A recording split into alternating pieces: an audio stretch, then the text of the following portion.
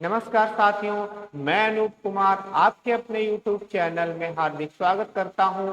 तो आज मैं आपको पॉलिटी का लेक्चर नंबर 2 अर्थात पार्ट नंबर 2 देखने वाले हैं और ये सारे के सारे क्वेश्चन आपके बहुत ज्यादा इंपॉर्टेंट हैं और इससे पहले भी ये एग्जाम में आ चुके हैं। तो देखते हैं हमारा नेक्स्ट क्वेश्चन कौन सा है।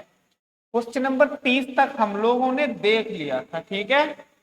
30 तक हमने देखा था। अब आज बारी है 31 क्वेश्चन की। क्वेश्चन नंबर 31वां कौन सा है? भारत का चुनाव आयोग किस प्रकार का निकाय है? न्यायिक निकाय, संवैधानिक निकाय, कार्यपालिका निकाय या सांविधिक निकाय? तो इसका करेक्ट आंसर होगा भारत का जो चुनाव आयोग है वो संवैधानिक निकाय है। संवैधानिक निकाय का मतलब होता है एक ऐसा निकाय जिसका वर्णन संविधान के मूल में किया गया हो। इसमें किया गया हो? संविधान के मूल में किया गया हो, ठीक है। एक चीज और जान लीजिए यहां से, जो भारत का चुनाव आयोग है वो किस अनुच्छेद में वर्णित है? तो अनुच्छेद 324 में वर्णित है। चलते हैं नेक्स्ट क्वेश्चन पर। तो नेक्स्ट क्वेश्चन है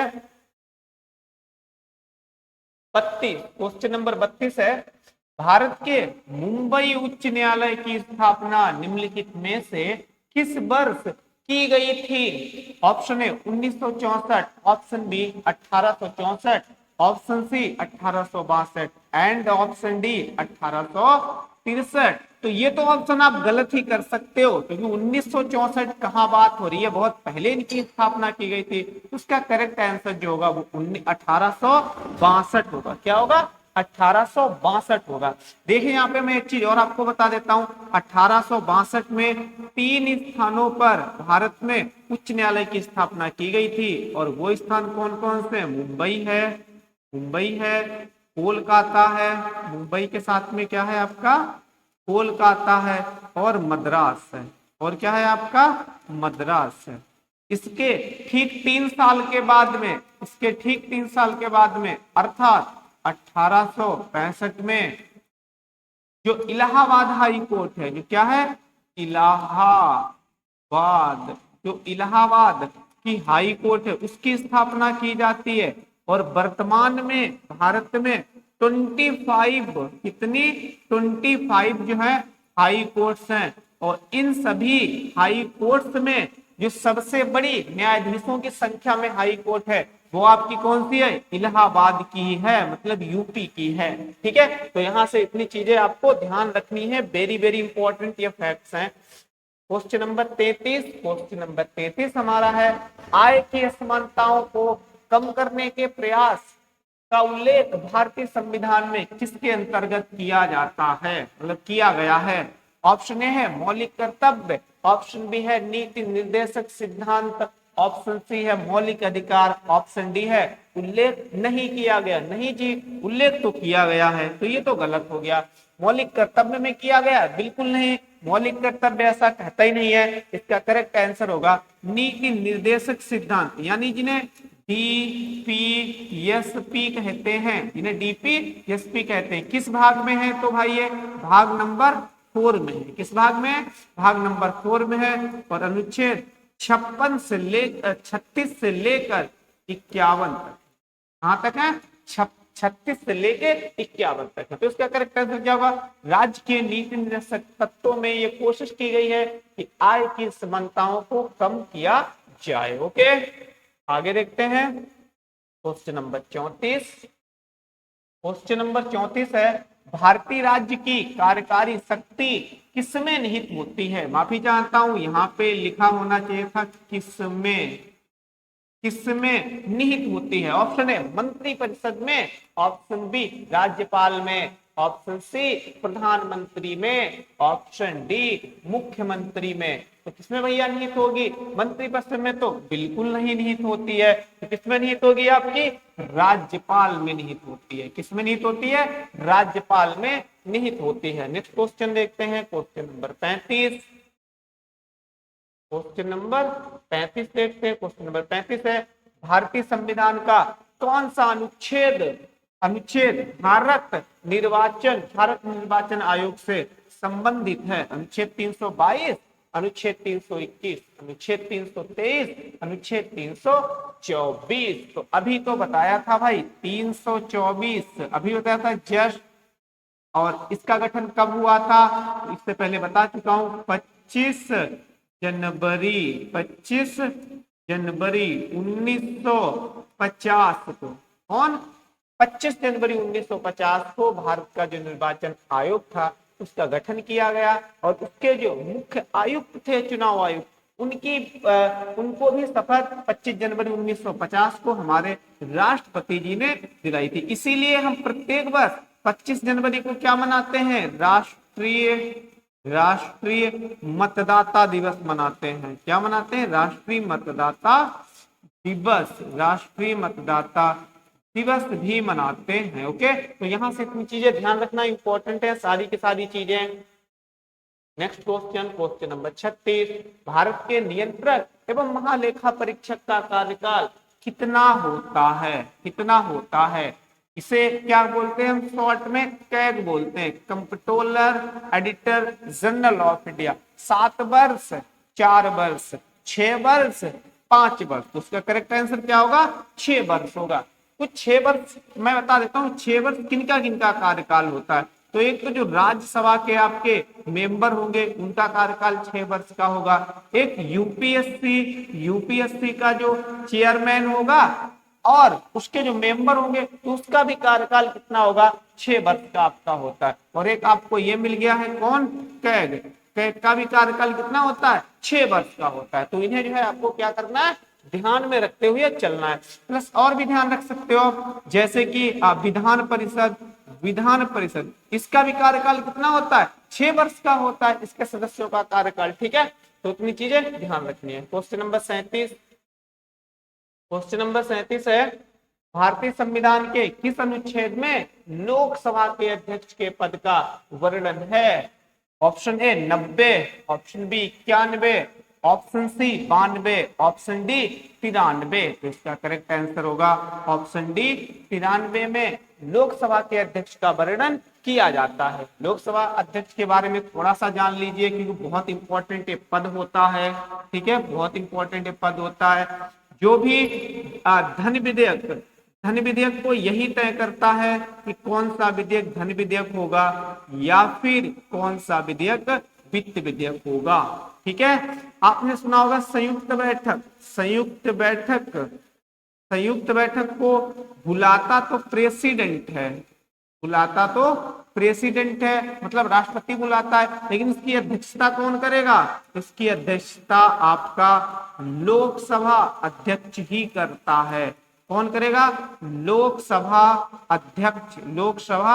अध्यक्ष ही करेगा। ओके, वेरी इंपॉर्टेंट क्वेश्चन है ये, 20वीं बार पूछा गया है, तो इसे भी आपको ध्यान रखना। साथ साथ में ये भी ध्यान रखो कि पहले लोकसभा अध्यक्ष कौन थे। तो मैंने बताया है जीबी, बहुत इंपॉर्टेंट क्वेश्चन है, जीबी मावलकर, जीबी मावलकर। ठीक है, तो इस क्वेश्चन को भी साथ साथ में ध्यान रखना है। क्वेश्चन, नेक्स्ट क्वेश्चन देखते हैं कौन सा है हमारा, क्वेश्चन नंबर 38,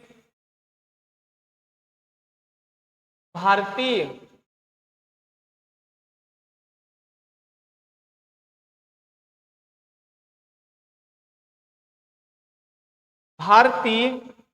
संविधान में किस भाग में राजभाषा का प्रावधान है? लोग कभी भाग पूछता है तो कभी अनुसूची पूछता है। भाग 17 में या भाग 16 में, भाग 18 में या भाग 19 में। तो करेक्ट आंसर क्या होगा? राजभाषा का उल्लेख किस भाग में मिलता है? भाग 17 में। वहीं अगर अनुसूची पूछे, वहीं अगर क्या पूछे? अनुसूची पूछे, तो कौन सी अनुसूची हो जाएगी भैया? 8। अनुसूची नंबर कौन सी होगी? 8 में राजभाषा का प्रावधान किया गया है। और अभी तक इसमें कितनी भाषाएं जोड़ी जा चुकी हैं? तो 22 भाषाएं इसमें अभी तक आपकी जो है जोड़ी जा चुकी हैं। ठीक है, अगला देखते हैं क्वेश्चन नंबर 39। क्वेश्चन नंबर 39 है, भारतीय संविधान के अनुसार शोषण के विरुद्ध अधिकार किस प्रकार के और मानव तस्करी पर रोक लगाता है? लेकिन देखो, क्वेश्चन थोड़ा सिंप्लीफाई कर देता हूँ, क्वेश्चन बड़ा आसान है लेकिन भाषा इसकी थोड़ी सी टिपिकल है। कह रहा है कि जो शोषण के विरुद्ध हमें अधिकार दिया गया है, जो शोषण के विरुद्ध हमें अधिकार दिया गया है, वो मानव तस्करी और किस प्रकार के काम पर जो है रोक लगाता है। भाई काम काम पे रोक लगा देता है? बिल्कुल नहीं। अगर काम पे रोक लगा देता तो हम लोग काम कैसे करते? फिर कह रहा है सेवाओं पर रोक, बिल्कुल नहीं भैया। डॉक्टर लोग आराम से लिखते हैं सामने कि एक बार सेवा का मौका अवश्य दे। दुकानदार भी अपनी शॉप के सामने बैनर पे लिखता है कि एक बार सेवा का मौका अवश्य दे। अगर ऐसा होता, रोक लगाता, तो वो क्या लिख पाते, सेवा दे पाते? नहीं। तो ये भी नहीं होगा। श्रम, बिल्कुल गलत भैया। श्रम का मतलब होता है काम करना। काम करना किसने रोक लिया? लेकिन जबरन काम पे रोक लगाता है। जबरन काम पे कहने का मतलब है आपसे जबरदस्ती काम करवाना, उसके बदले में आपको प्रॉपर पैसे ना देना। तो इसका करेक्ट आंसर क्या होगा? जबरन काम। ठीक है, तो नेक्स्ट क्वेश्चन देखते हैं। Question number 40। क्वेश्चन नंबर 40 है, भारतीय संविधान का अनुच्छेद 12 किसका प्रावधान करता है? राज्य की परिभाषा, मौलिक कर्तव्यों की परिभाषा, डीपीएस की परिभाषा, मौलिक अधिकारों की परिभाषा। तो देखो, अगर हमें डायरेक्ट आंसर पता है आप डायरेक्टली निकाल लीजिए। अगर आपको डायरेक्टली नहीं पता है तो आप एलिमिनेशन मेथड का यूज करके भी इस आंसर को निकाल सकते हैं। भाई डीपीएसपी तो यहाँ पे है ही नहीं, क्योंकि डीपीएसपी 36 से 51 तक है, लेकिन वो क्या कह रहा है? 12 की बात कर रहा है, तो ये कट हो जाएगा।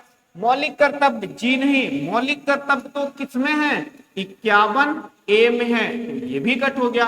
अब राज्य की परिभाषा या फिर मौलिक अधिकारों की परिभाषा, तो इसका करेक्ट आंसर होगा राज्य की परिभाषा के बारे में अनुच्छेद 12 जो है वो बताता है। और क्या बताता है?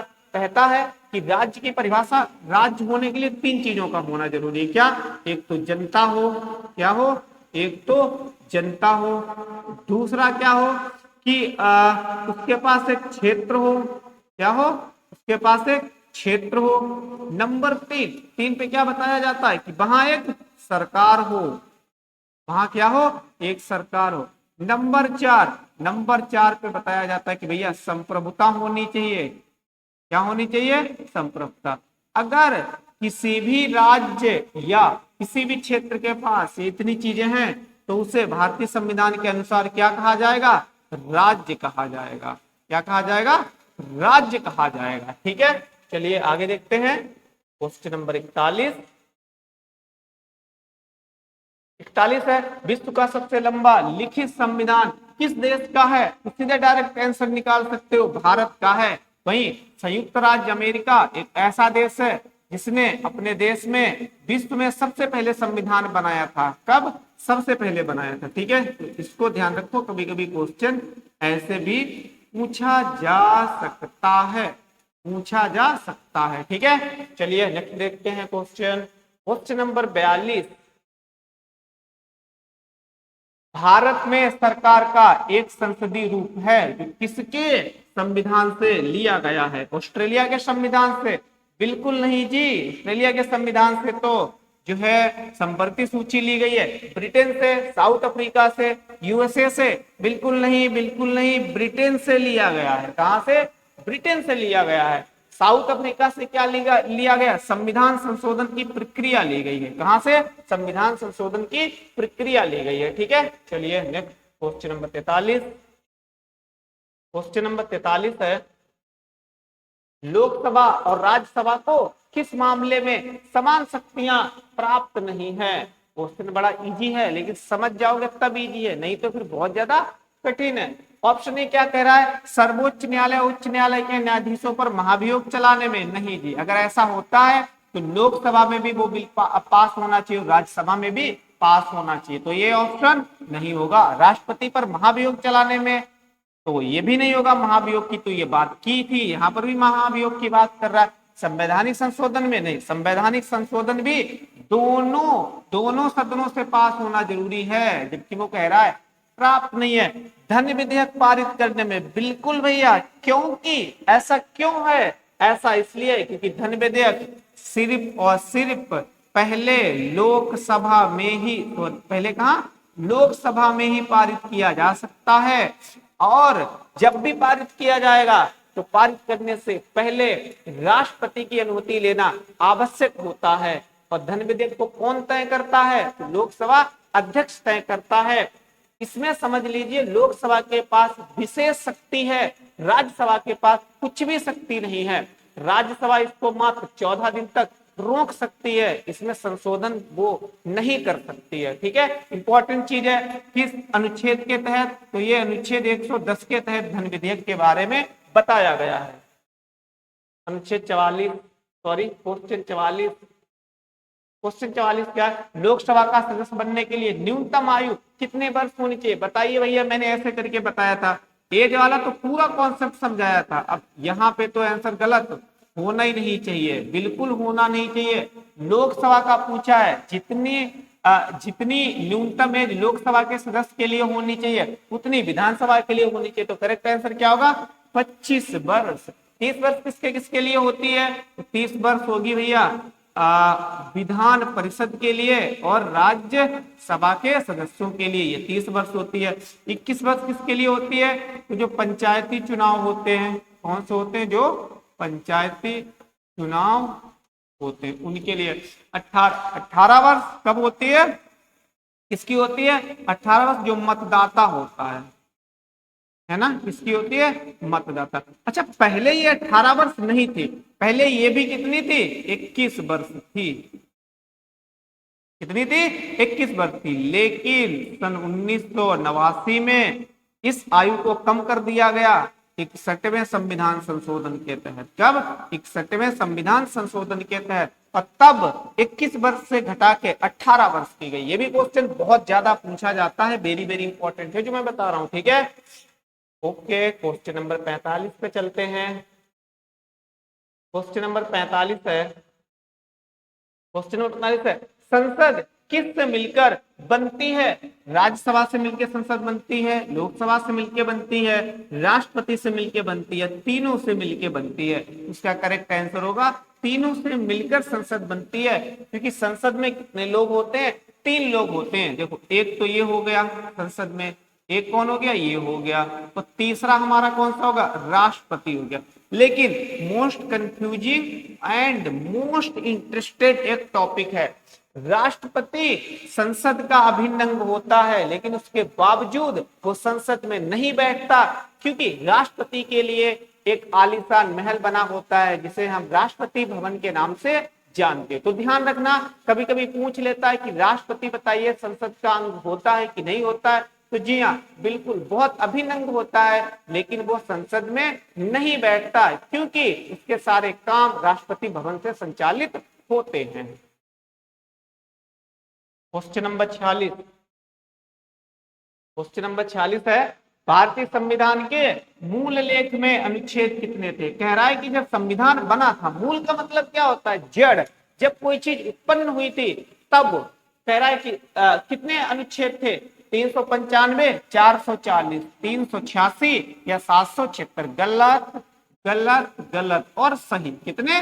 395। हालांकि अगर वर्तमान में पूछे तो वही लगभग में 490 के आसपास। आप ये कोई डाटा एग्जैक्ट नहीं है, क्योंकि जैसे मैं आज अगर बताऊं और आप 2 महीने बाद वीडियो देख रहे हो तो इसकी संख्या बढ़ भी सकती है। तो लगभग में आप मान सकते हो 490 के आसपास इसमें जो है अनुच्छेद हो चुके हैं। ठीक है, चलिए next question, question number 47। Question number 47 है, कौन सा अनुच्छेद भारत को राज्यों का संघ घोषित करता है? राज्यों का संघ घोषित करता है। अनुच्छेद 2, अनुच्छेद 3, अनुच्छेद 1 या अनुच्छेद 11? क्या करेक्ट आंसर होगा?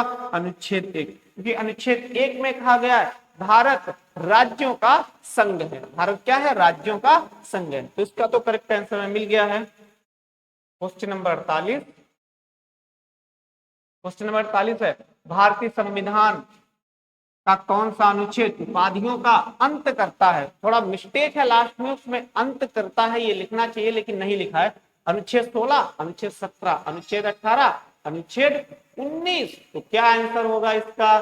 डायरेक्टली मैंने बताया था, ये क्वेश्चन आ चुका था। अनुच्छेद 18। अनुच्छेद 17 में क्या है? अनुच्छेद 17 में है छुआछूत या अस्पृश्यता,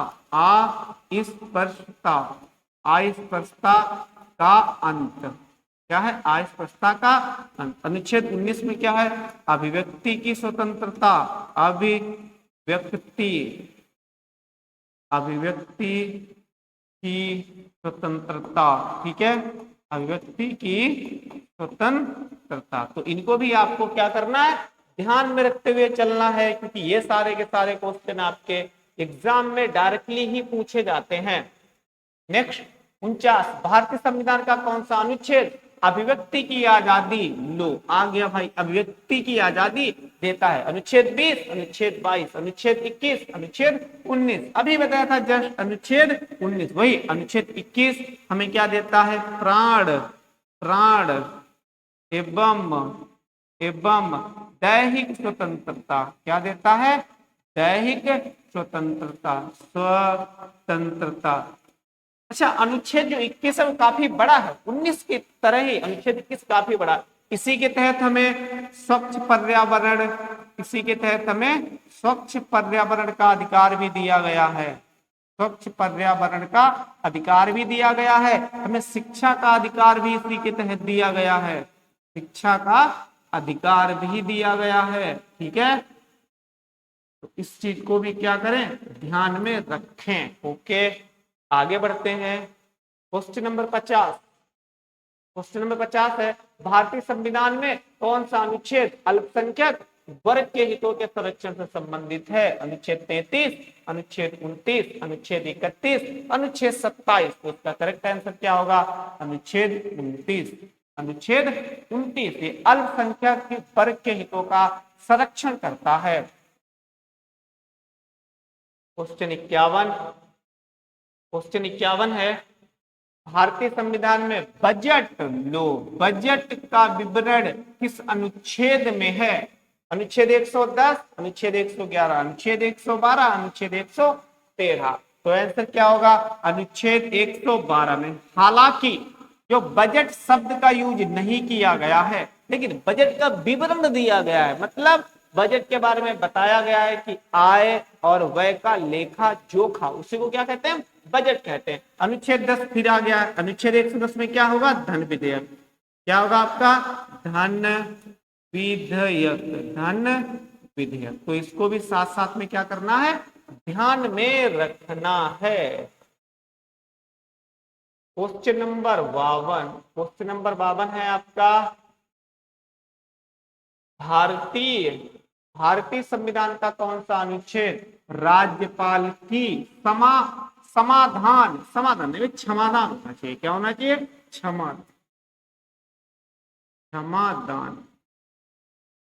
क्षमादान की शक्ति से संबंधित है? अनुच्छेद 55, अनुच्छेद 161, अनुच्छेद 145, अनुच्छेद 163। तो इसका करेक्ट आंसर होगा अनुच्छेद 161। क्या होगा, अनुच्छेद 161।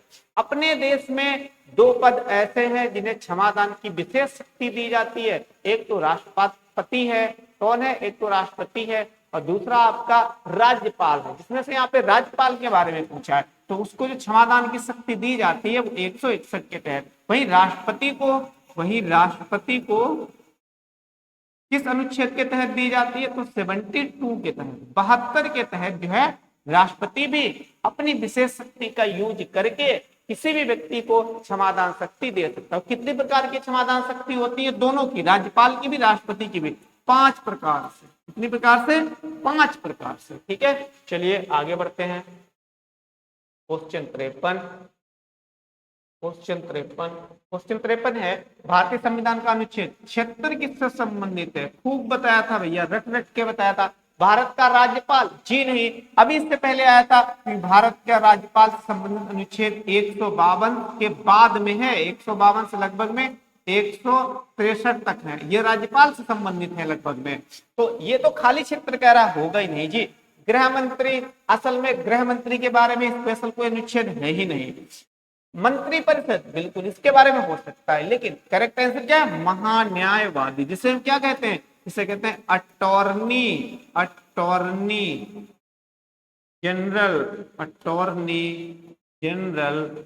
Of India. यह भारत का पहला विधि अधिकारी होता है। क्या होता है, पहला विधि अधिकारी होता है। पहला विधि अधिकारी होता है। इसे एक विशेष शक्ति दी गई है। क्या विशेष शक्ति दी गई है? जो अटॉर्नी जनरल होगा, मतलब महान्यायवादी होगा, ये संसद का अंग नहीं है, संसद का सदस्य नहीं है, लेकिन फिर भी संसद की कार्यवाही में जाके ये भाग ले सकता है, बहस कर सकता है, लेकिन वोट नहीं दे सकता। वोट इसलिए नहीं दे सकता क्योंकि ये जो है संसद का मेंबर नहीं होता है, लेकिन बहुत इंपॉर्टेंट एक पद होता है। ठीक है, चलिए नेक्स्ट क्वेश्चन देखते हैं। क्वेश्चन नंबर 54 है, कौन सा अनुच्छेद भारत के नियंत्रक एवं महालेखा परीक्षक का वर्णन करता है?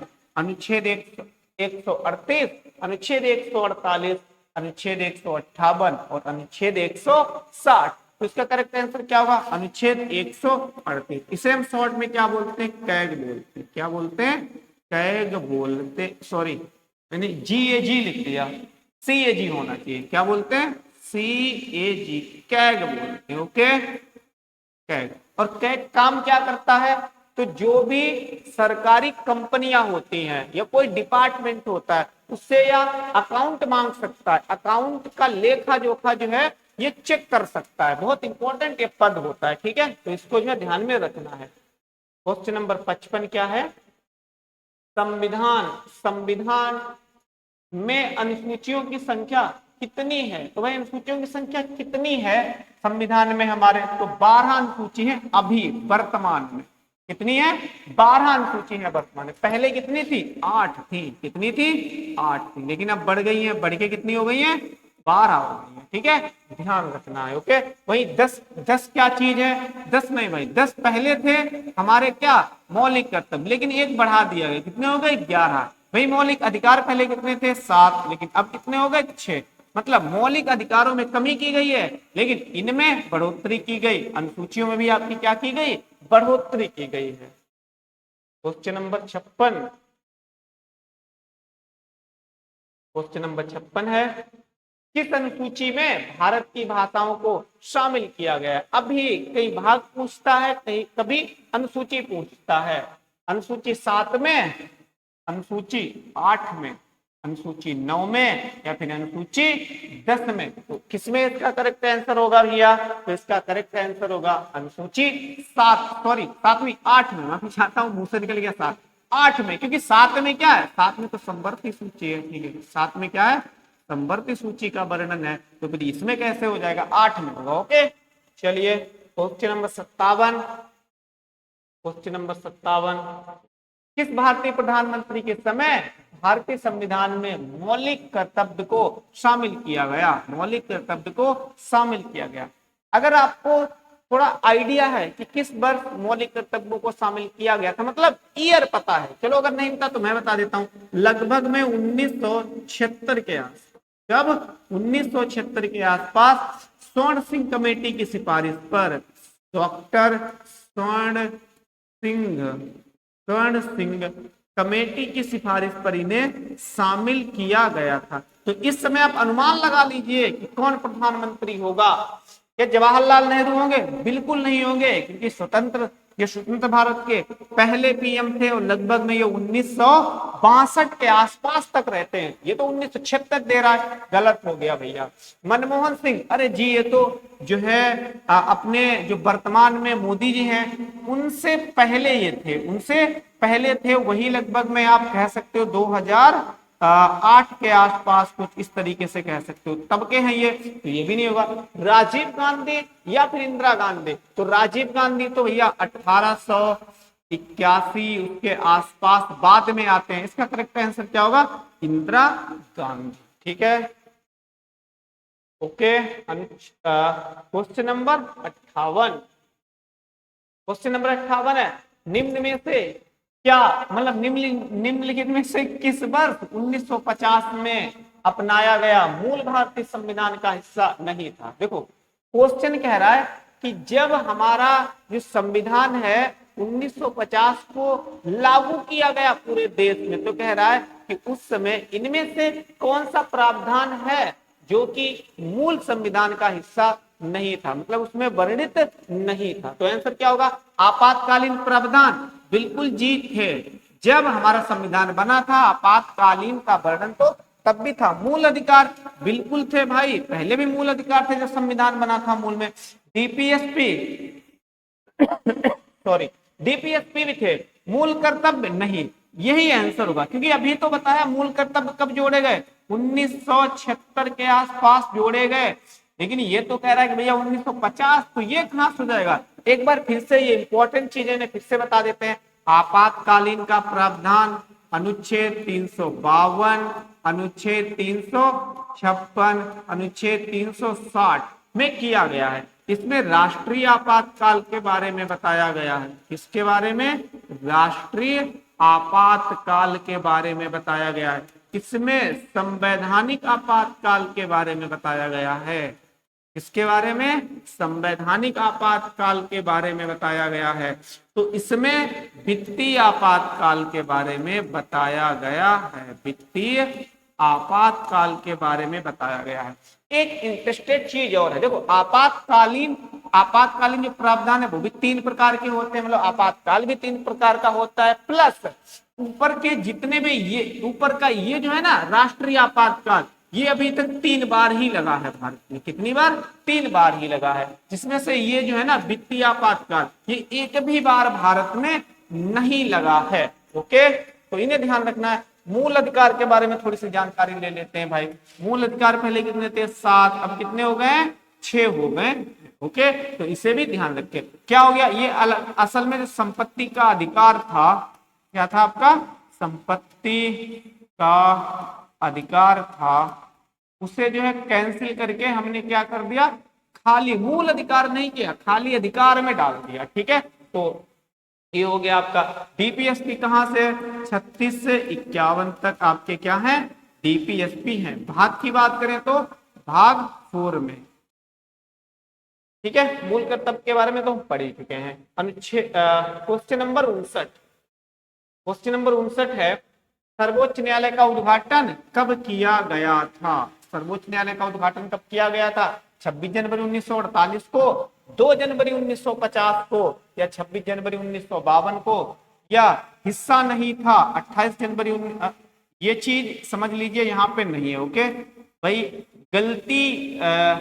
गलती का परिणाम है ये, जो है गलती से यहाँ पे मिस्टाइप हो गया। ठीक है, 28 जनवरी या तो 1950 को। तो इसका करेक्ट आंसर होगा जो हमारे देश का दिल्ली में सर्वोच्च न्यायालय है, उसका उद्घाटन 28 जनवरी 1950 को ही किया गया था। वेरी इंपॉर्टेंट है, आप चेक कर, ध्यान रखना इसे।